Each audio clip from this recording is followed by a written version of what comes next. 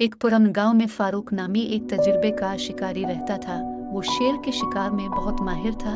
एक बार इस गांव के करीब जंगल में एक आदमखोर शेर आ गया। चूंकि गांव वालों के खेत इस जंगल के पार थे, इस वजह से गांव वाले बहुत परेशान थे। गांव के चौधरी ने फैसला किया कि जो भी इस शेर को मार देगा उसे 5 लाख रुपए इनाम दिया जाएगा।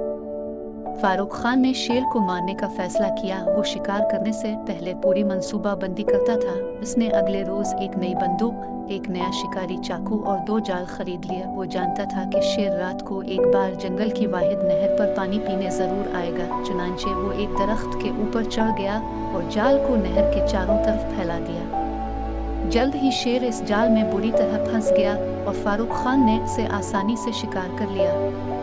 अगले रोज जब इसने ये बात गांव वालों को बताई तो वो बहुत खुश हुए, मगर अब चौधरी के दिल में लालच पैदा हुआ। इसने इनाम देने से इनकार कर दिया। अब फारूक खान को बहुत गुस्सा आया। कुछ रोज से चौधरी के गाजर के खेत में एक खरगोश आ गया था। वो लाख कोशिश के बावजूद भी इसे खेत से भगा नहीं पा रहा था, क्योंकि उधर वो इसे भगाता, उधर फारूक खान इसे अपने शिकारी तरीकों से वापस खेत में जाने पर मजबूर कर देता था।